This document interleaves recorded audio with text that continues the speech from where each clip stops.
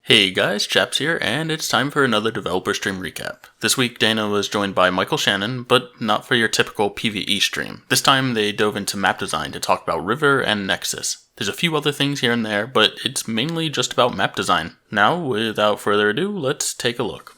Can you guys touch on the Black Phantom skins? Yeah, basically what ended up happening was, we know that those were a reward from the Road to Gears 5.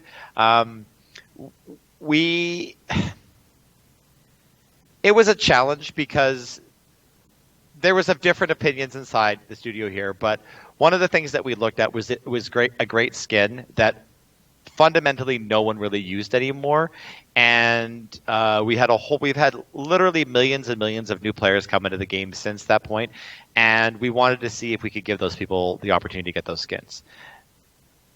Immediately, once we saw the outrage, we pulled them out and so on and so forth. I still really question how they made the decision to even try implementing it in the first place. Sure, there's some things that I could see them bringing back that were previously earnable, but these are kind of like the general rank rewards from the Tour of Duty. They aren't bringing those back, right? I feel like these kind of fall into that same category. I've said it before and I'll say it again. It's times like this when I fear there's a very serious disconnect between the developers and the fans. There are a lot of people leaving the studio recently. Are they being backfilled, or is TC downsizing, or what's going on? So this was addressed in today's What's Up a little bit, but I'll just kind of come out and say that. So we have a mixture of contract positions and full-time employees at the Coalition. Michael and myself are what's known as full-time employees, and then we have some contract people. The contracts were of varying lengths, but at a certain point, due to Microsoft policy, which is kind of an industry standard, the contracts all got reset to where they have to have a fixed end date, and you can't keep extending people forever. So all of those contracts you're going to see are coming up over the next little while. So there's a big chunk of departures, not a big chunk, but publicly from what you guys are seeing, some departures happen this week, and there's going to be some coming over the coming in the future as well. I know that the last thing I want to say about this is I know that there's a sense that some of the more public-facing folk that you guys have seen and know that are definitely known as being very passionate Gears fans are some of the ones that are going. They just also happen to be, there are a lot of very passionate Gears fans inside of the studio that, for whatever reason, because it's their own choice, maybe don't have as much of a public persona. So as well, we're sad to see some people move on, including Mr. Shannon's brother. It's by no means are they the only Gears fans that are around, and it takes a team to make a game, and I think there's a really strong team here of people that are Gears fans that understand that as well. I don't know if Michael, you would agree with that or not, but you have to. Yeah, I'm just absolutely. kidding. No, but I think you're a good example. I look at people like yourself. I look at people like Jonathan Taylor. There are lots and lots of people that have been affiliated with Gears in a strong way for a very long time. I don't doubt that there's some passionate Gears fans at the studio. I do kind of question how many true fans there really are, though.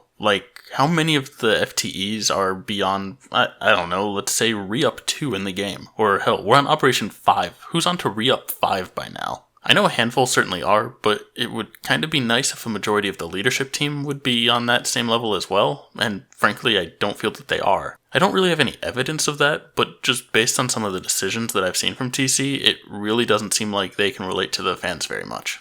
Oh, and as far as the people go that everyone is noticing that they're leaving now, the ones that we actually call out as being the passionate fans, we've seen so many great things that seemingly came from them, or at least they were heavily involved in the decision-making for it. I'm kind of wondering how well we can rest assured now that TC will continue down the right path with these seemingly key contributors gone. Can you maybe talk about, what, from your perspective, what is the distinct meta around River, Nexus, and Regency? And then let's get in and talk a little bit about the nuances so people understand when they're playing a map, what is it like to look at a map through the eyes of a level designer? Sure, yeah, I can talk about the maps a little bit. So I'll start with River. So River obviously is a very beloved map in the Gears community. And it was actually one that I studied quite a lot making Nexus. And I'll talk about that a little later when we talk about the iterations that I went through to make Nexus. But what's really interesting about River is that it's kind of like a 2.5 lane map, whereas the 2 lanes you have the over the bridge, under the bridge, but then there's sort of like the 3rd lane, which is the houses, which isn't really a lane because you can't cross it, but the houses are so consequential in the fight that they almost sort of act like this kind of 3rd element that is really, really interesting to me. And I think it's something that we haven't experimented with enough in our own map design, is the concept of sort of like, you know, a lane that the player can only go in one way and they can only come out one way, and then it has some sort of impact on the rest of the map, whether it be it can sort of shoot over to a different lane, or it sort of like prevents people from crossing a certain lane, or there's like a powerful weapon in it. And that's something that I played with quite a lot in the different iterations of Nexus, and we'll go through some of those iterations in a bit here. And then obviously one of the experiments that I did do kind of made it into Nexus, which was like the big house where the boom shot spawns. But we'll talk about that later. For Regency, it's a bit more of a traditional map. So you have like, you know, your traditional 3 lanes. We were talking earlier before the stream, Dana, about how sort of like, you know, the fights are very separated. You have, which is something that I think people like a lot about Foundation as well, is that, you know, you have that really clear separation in the fights. You know, when you're having a shotgun fight in one of the different corners of the map, you know, you're not going to get sort of like, you know, crossed from a different lane or something like that. Like, you know, you're having these like intimate sort of fights in these very specific parts of the map. But then at the same time, like, sorry? I was going to say, it feels like a small big map. Like, do you know what I mean? Like, yeah, I get you. Yeah, but then in the way that it sort of has those 3 lanes, like the flanks and sort of the way you play the initial fights are really intuitive to players. That's why you see that there's a lot of that, you know, you do see a lot of 3-lane maps, because it can be pretty intuitive to know, like, you know, typically like your middle lane is going to let you flank the other 2 lanes, and then you kind of know like that you can use the middle to flank and those sorts of things. And like, you know, typically there's like a high ground where you have like a weapon that can survey over the map and kind of impact different lanes. And it's a style that is easily readable by players. But I will say it is one that we have quite a lot of, and I think what you'll start to see from some of the maps that we're doing now, like both like starting with Nexus and some maps in the future, is that we're going to start playing around with some different styles. I believe, like for Foundation as an example, it ended up being about 500 iterations. How many iterations were there for Nexus? Oh, I didn't count, but I've picked 5 of the most consequential ones, and this spans a 6-month time period from the first playable iteration, which is what you're looking at on your screen right now, to what I'll eventually show you guys is like the final blockout that, excuse me, that eventually went on to get arted and is the map that you see in game today. So where is this in the from how far from like initial like iteration 1 is this? So this is the very first playable iteration of Nexus that I submitted. Obviously, like I spent a lot of time before this, sort of like I probably spent maybe 2 or 3 weeks to get to this point, like where we hadn't even played it. Like I was experimenting with different things. And then this is the first cut of the map where I was like, okay, I can put cover down and we can actually play test this for the very first time. So I'll show a few clips in here, but really Michael is just showing off the iterations of Nexus as well as all the design decisions that went into them and why he did what he did. It's really cool, but obviously for the sake of time, I can't include it all. If you're interested in map design, you should certainly check out this video though. I'm going to ask a dumb question. So this is obviously done in the editor here. Like the art, the design on the pillars and stuff like that, is there like an assortment you get to pick from? Like how much of this is just like this thing? This is like from Vasgar. This is like a Vasgar thing. And like we just kind of like work with what we got. Like this pillar, like I think this is from like Afira or something. Like we just kind of like mash it together and like just make it work. Out of the gate, you knew you wanted a Gears 2 vibe map, right? Yeah. So for me, like I was really fascinated by, you know, like obviously I knew this being a fan of Gears and playing a lot of Gears, but like, you know, as a level designer, I kept hearing like, oh, like Gears 2 maps like are legendary. They're the best maps. Like, you know, they'll never make a map better than a Gears of War 2 map. And I was like so fascinated by like, you know, like what was it about the Gears 2 maps that were so attractive to people? And I sort of like, you know, went back and studied a lot of the best ones, like people are going to groan, but like Blood Drive, and then obviously Jacinto and River, and like, you know, I spent a lot of time studying those maps and kind of trying to figure out like what were the elements of those maps that made them so special and so unique and generated so many unique moments. So let's jump in time. So how far is the next one after this one? So it's actually kind of funny because like most of the iterations that I'm going to show were maybe like between 2 to 4 weeks in between, because when we start a map, that's typically when it's most chaotic. Like, you know, we're trying ideas, like, you know, things are failing. We'll try something new. We'll throw something out, and then, you know, the longer you go, the more things start to settle. Like you find things that people like, you find things that start to play well, and they start to say the same, and the things that you change become more fine-tuning instead of like, you know, big structural changes, right? What modes do you test on? And is there a base mode that you, like the LDs use? Of course, I know the answer to this. Is there a base mode that the LDs use when we're doing the playtest sessions that allows us to know that it's going to work for every mode, including PvE and all of that kind of stuff? Yeah, so typically we'll start in TDM because that sort of shows the true colors of a map. Obviously, like, you know, when I play at home, I love playing King of the Hill and different modes, but TDM kind of shows you like the raw dynamics of a map. It'll if there's issues with the spawn, those will come up in TDM. The fights that people flow to naturally and the sides of the map that people find value in, you'll see that very naturally in TDM. You want to make sure that when people when the only objective is to kill the other team, you want to make sure that the dynamics of the map are healthy. You want to make sure that there's a reason to go to all the different places in the map.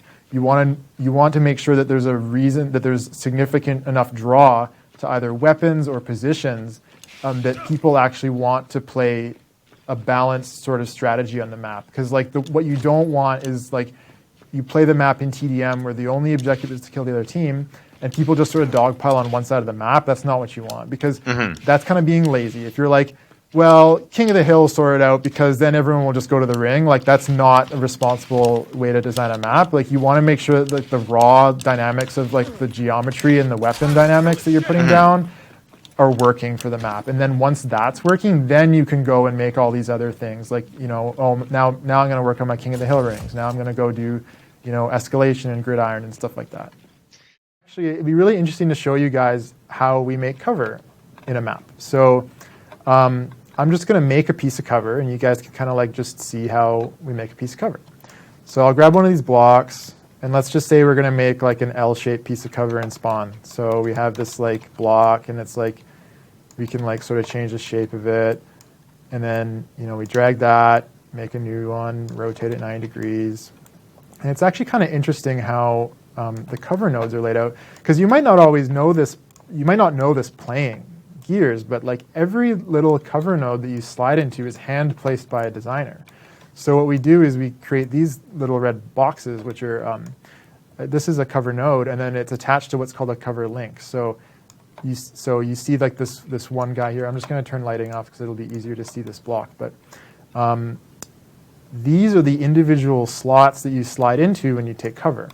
And then when I middle click here, it's sort of like auto, like it helps out. It like auto turns it into a low cover and like generates the mantle and generates the cover slip.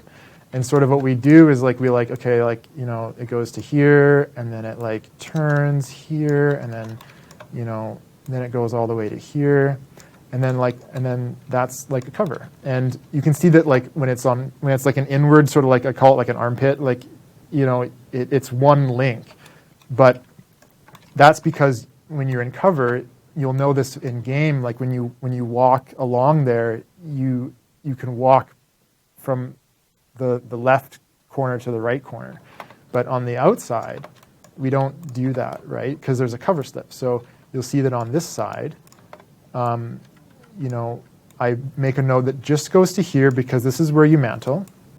and then we make another one that goes to the end, because you can't mantle here. So you'll see that there's no mantle here, but the mantle, the space that you can mantle is between node 0 and 1, and then the last one's here.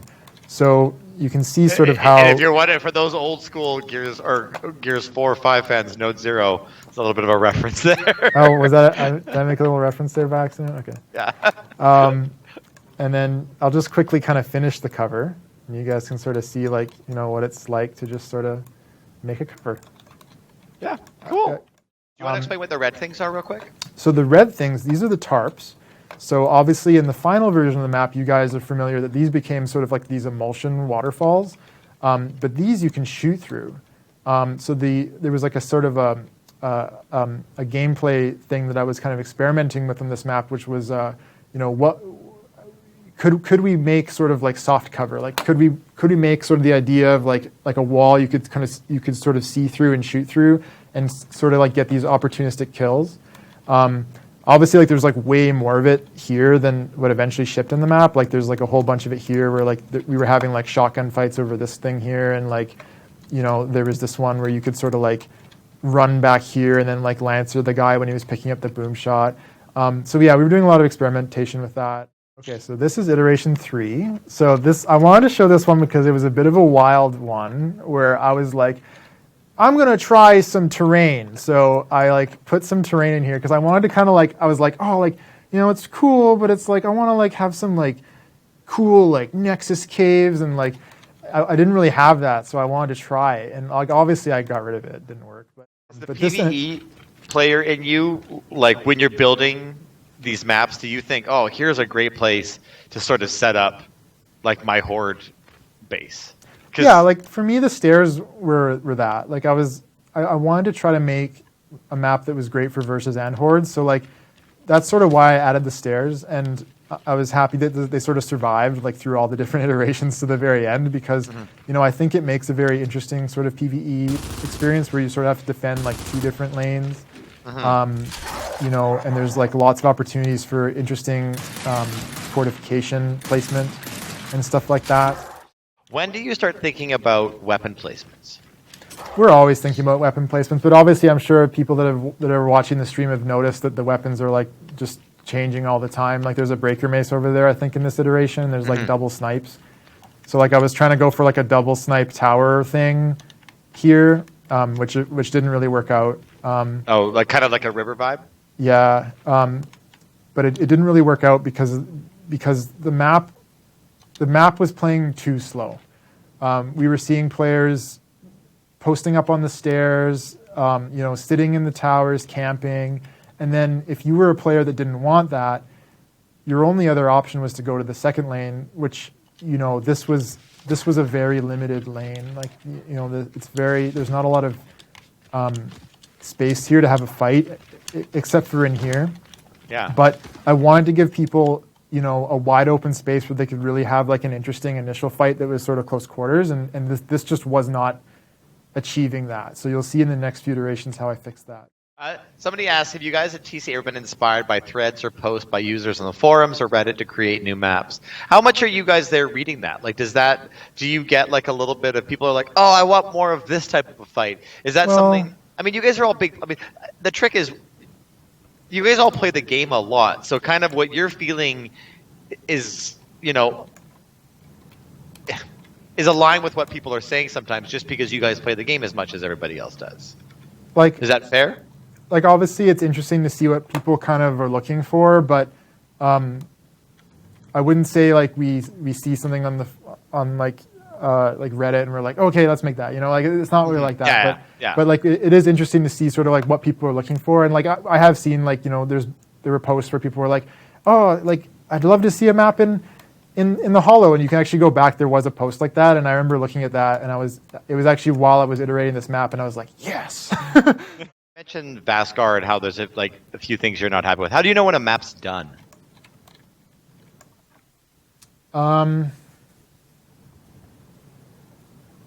You don't?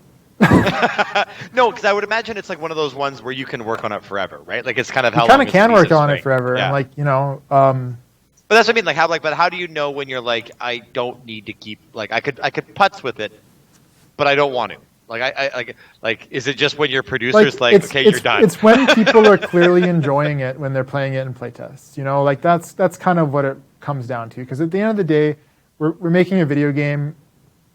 We want it to be fun, and you know, if people are having fun with the map in playtests, then that's a great place to be. Because like, as a level designer, we, you know, we play a lot of iterations of maps that are awful. And we know what bad looks like, and we know what good looks like. And you know, when people are having fun, like usually that's when you know it's time to get moving. But you still make changes. Like even when this map was being arted, I was making little tweaks and stuff. Like you always want to squeeze in little changes, and it's just the way it is, right? Like when do you start talking? So now that we're kind of at the end, like of what it looks like, when do you give it to the artist there? Or are you having conversations with artists along the way, or how does that work? Yeah, so you know, once we're happy with it and we're like, this is playing really well, like then we start talking to the artists, and they do what's called like a visual zero, where they look at the map and they're like, okay, what can this be? And then they sort of like do a plan. Obviously, I had built this to be the Locust Hollow. The way that it sort of works is, you know, the artists have the final say on the art on the map. We just make it fun, right? But if we can present something that's compelling enough, you know, and they dig it, like, you know, they'll do it, right? So I presented this idea as being like the Locust Hollow, and the blockout obviously looks very like Locust Hollow-y, and like the artists saw it and they were like, that's cool. And I was very fortunate that they looked at that and they were like, you know what, like let's do it, like let's make the Locust Hollow. Whose idea was the Corpser? Sorry? Whose idea was the Corpser? Oh, I'm not sure. Maybe Boyd. I'm not sure. It was really cool hearing him talk about Nexus. As I said, I cut a lot out of it, but be sure to check out the full video in the description if you want more details. Like, I don't think we need to go through all of River. People know it really well. Do you want to talk about kind of some of the things that we did and why you did them? Yeah, for sure. A little bit of history on it. Like, you know, we did play like the 1-to-1 Gears 2 River in Gears 5, and obviously it had some problems. So obviously, like, you know, crossing was a huge problem. There was just way too many lines of sight. The fact that we were cramming sort of 5 players in such a small map. River, when you think about River, like both lanes are like the left lane on Nexus, where like you're just forced into a straight Nasher fight. Like, you know, you can't avoid the enemy here, and you can't avoid the enemy here. So it was very, very chaotic. And because it was so lethal, people were starting to play very passive. Like they would sort of like stay back, they would Lancer. There was a lot of lines of sight in the map that don't exist in the final version. And the goal for the map was that we needed this to play in Gears 5 the way people remember it, which, you know, is, you know... That's a hard challenge, right? It was difficult, yeah. Because the way that it played in Gears 2 was, you know, it was close quarters, it was intimate, like it was strategic, it was all those things. And what we were seeing in the first version when we played it in Gears 5 was it was just like a chaotic mess of like Lancers and frustration.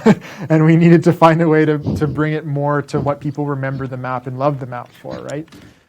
Okay. Very first change that I made was this wall. So this wall came in. So as you know, in the original version of River, this is just low.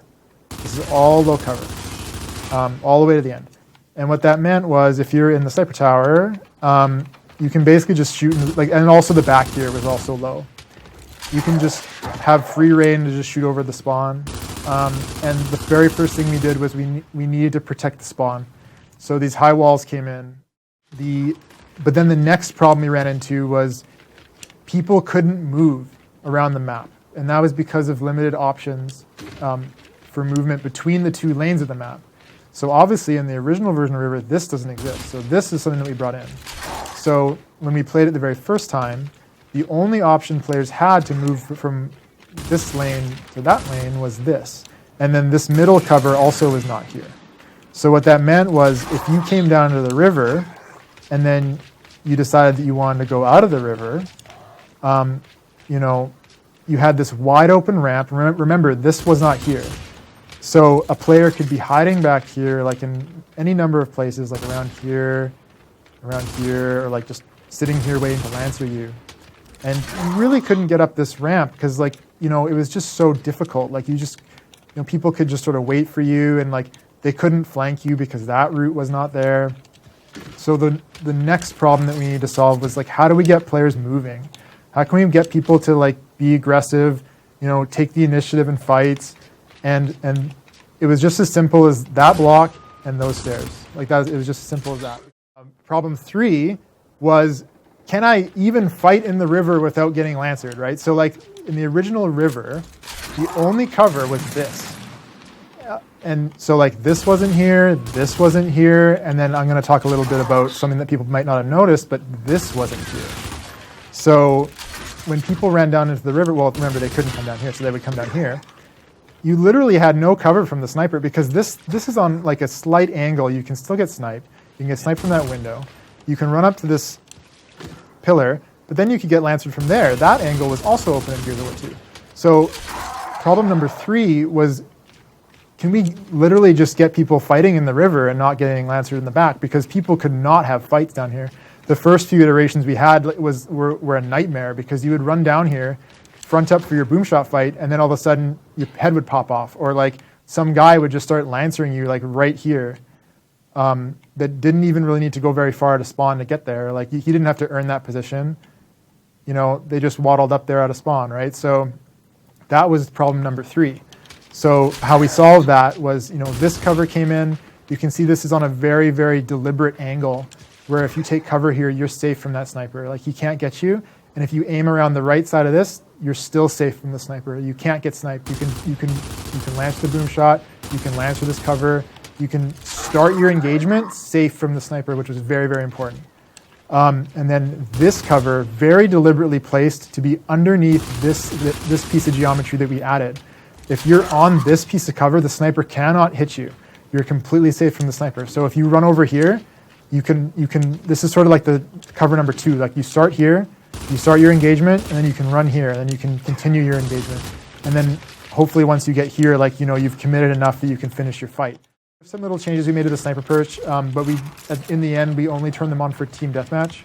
Mm-hmm. So over here, there's actually a destructible cover, which is turned off in other modes. So in King of the Hill, for example, it won't appear, but in team deathmatch, there's actually a low wall here that you can take cover on. And the reason we did that was, one of the things that we found in playtesting was there was a behavior that was appearing where people would spawn, and then they would just, like, walk over here and then just do this. And they would just, like, harass the sniper. And we weren't seeing, like, that classic sniper gameplay that we're used to. So what we added this destructible cover just to add a little bit of stability to the first part of the sniper fight.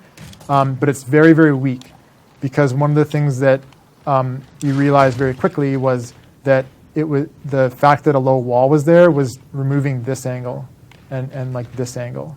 So we didn't want that. So we made sure that it was destructible, and we gave it a very low amount of health. So for the first part of the round, you have some stability in that fight, but then it goes away very quickly, and then you have sort of that classic fight that you remember. They really did a great job with the river. And again, this was really interesting to listen to. It was cool being able to see a map that we all know and love, and have the Coalition break down why it doesn't work with the current game, and how they had to overcome that.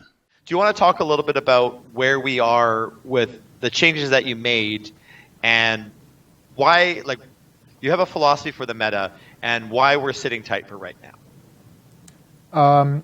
Yeah, so, obviously there was, like, a lot of balance changes in Operation 5. There was there was definitely a few that people are talking about more than others, specifically around some changes to the demolitions and the infiltrator class. What I just want to say is, like, what I'm really looking for is, I'm waiting for the meta to really shake out. Like, there's a lot of changes in there. Those specific changes that people are sort of calling out aren't the only changes. There are other playstyles that are within those changes that I think need time to sort of emerge.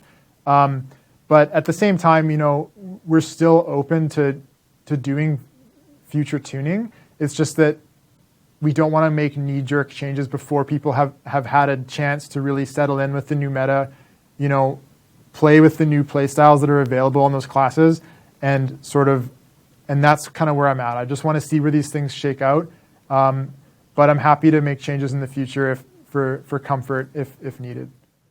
But one of the main things that I was trying to solve, like over the last 2 operations, was the problem that I was seeing, which was an extremely entrenched meta, where only a very few select classes were viable, and not only that, only a very few select play styles within those classes were viable.